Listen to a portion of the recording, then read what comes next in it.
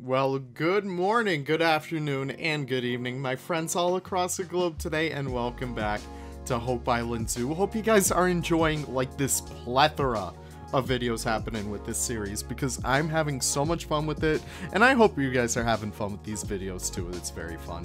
Now, I should probably talk about what's happening over there with, like, the transport rail. That's just an easy way to get the perfect angle for slopes over there. I learned that from Bro Nation. If you guys haven't already joined there yet, it's a really awesome way to integrate some realism into your builds and figure out what's happening with all that kind of jazz.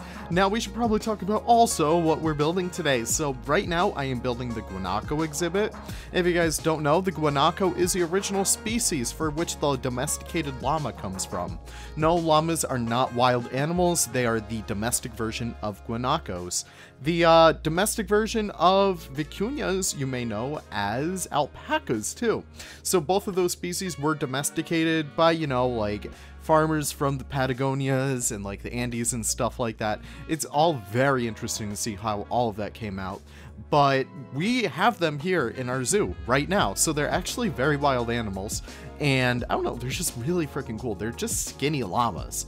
I love them so much. So over here, I really wanted to have this kind of terraced look over here because we are on kind of like a mountainous side of the island, and I wanted to have a little bit different fencing over here too. Hopefully once we actually get our grounding pretty soon, I do want to get some new fencing in here. I feel like we've been using the shit out of this fence. I probably shouldn't swear in these voiceovers, but I don't really care. We've really been using these fences a lot, and I really just want to end up using different ones. I really want to go back and rebrand some areas, you know, make it feel a little bit more modern, feel like a little bit more put together, I guess. And yeah, that should probably be our goal pretty soon. Once we get our main pathways done, we should probably start to focus on that kind of stuff. But moving on through here, we put together this beautiful habitat, and it comes out extremely well. We even do a little bit of backstage area for them. Of course, it's just implied for now. I would love to do some more like in-depth ones later down the line, but we can figure that out later when we actually get to that point. And we just copy the same buildings that we have from before. A lot of the times in these kinds of zoos, you would definitely see a lot of the same building styles being used over and over again, at least to begin with. Maybe later down the line we could get into some more stuff like theming, but predominantly it's going to be looking like this. And we add a custom gate over here as well, using some corrugated pieces from the Outback pack. Again, I'm still trying to make minor moves with that, still try and get everything worked out with that as much as I possibly can before slating it for release. I'm working alongside Nick with that so we can get that out for you guys as soon as we possibly can. And one of the things I'm adding over here, you may be saying, Leaf, why do you have fences inside the habitat? Well, I have this big kind of sloped area. I kind of have like mini cliffs, if that makes sense. So I just wanted to make sure that our guanacos wouldn't fall off of those. So we're taking all the precautions we possibly can to make sure we avoid any injuries for our friendly little guys over there. One of the things I was inspired about were the terraced farms that you often see in like the Inca structures and stuff like that. So I really did want to have that kind of come into fruition over here. You guys may remember the Inca Trail from the Foxborough Zoo series. By the way, that's temporarily on hold until I do get some more ground moving on that. I just haven't really felt inspired to go back there just yet. I'm more so in a Hope Island Zoo kind of shtick, I guess you could kind of say. Maybe I'll go back to Riverbend this week. I'm not really sure. As we're recording this right now, I don't really feel that inspired either way though. But I did want to add some tree guards over here as well, just to make sure that the guanacos don't really go ramming into the trees. A lot of the times you see these in Artiodactyl exhibits, so we're just trying to protect those trees in terms of growth and stuff, and we kind of layer that up and down a little bit. Comes out looking pretty good in the end. And we just do another one over here for a poplar tree, I think. Yeah, there it goes. It's nice and big and tall.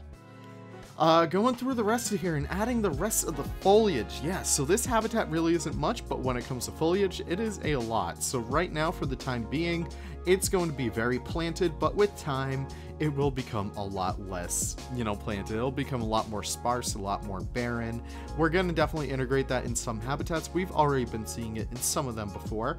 At the cinematics for this video, you'll actually see some parts of the zoo that have kind of grown over a little bit since we kind of lost some species going forward. Well, we didn't really lose them, we traded them out.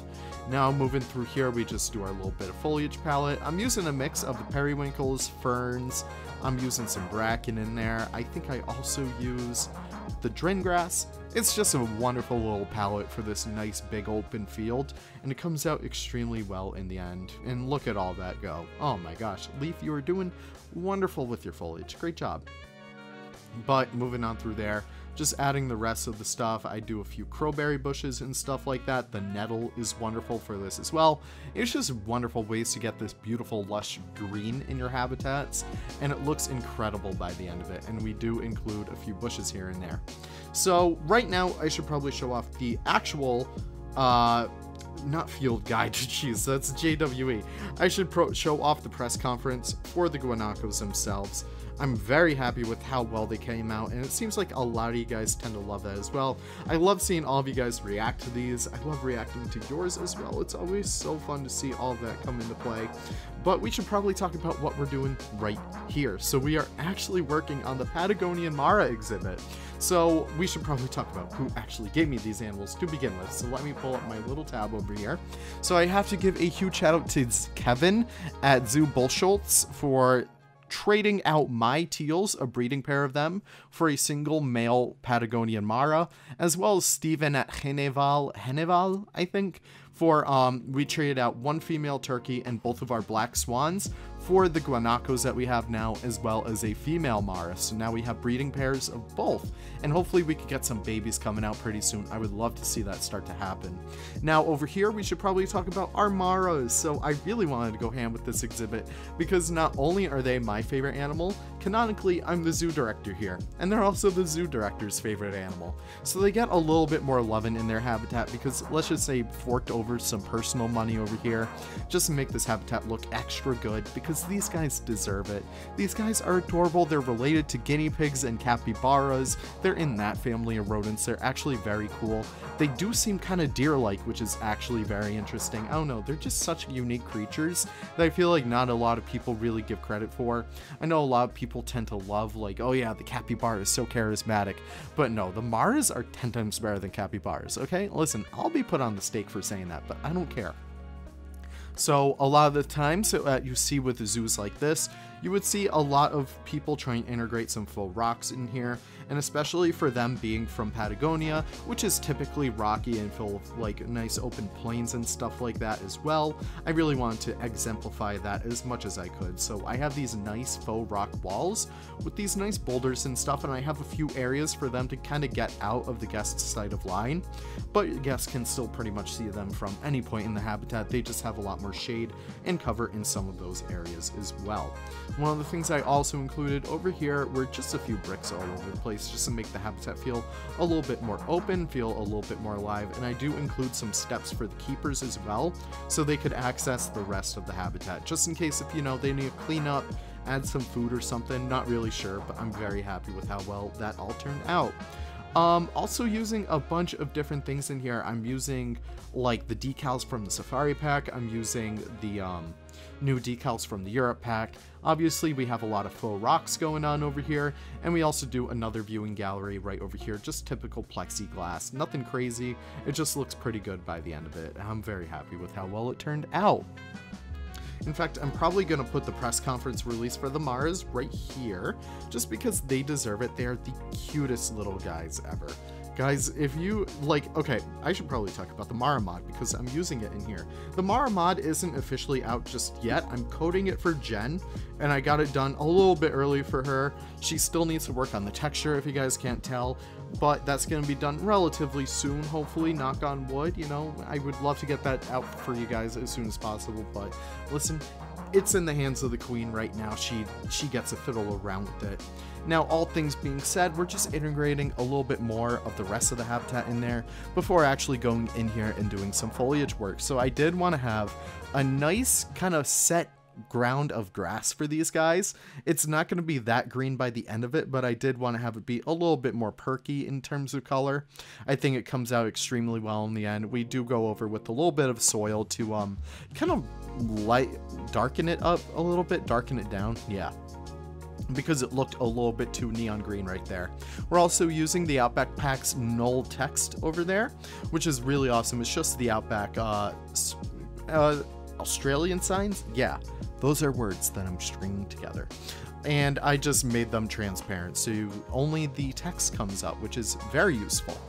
Especially for like areas like that. We use some of JoJo's sticks in here as well, just to make it feel a little bit more open, I guess, make it feel a little bit more lived in, give the Maros a little bit more enrichment, and we add a few hay areas for them to chill out as well.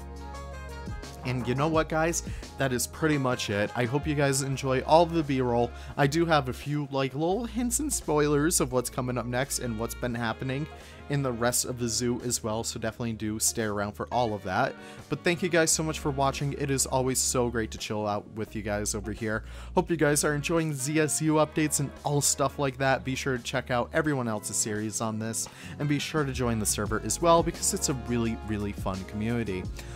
With all that being said though, thank you guys so much for watching, and I can't wait to see you guys in the next video. Take care and have the most wonderful of wonderful days. Bye-bye now.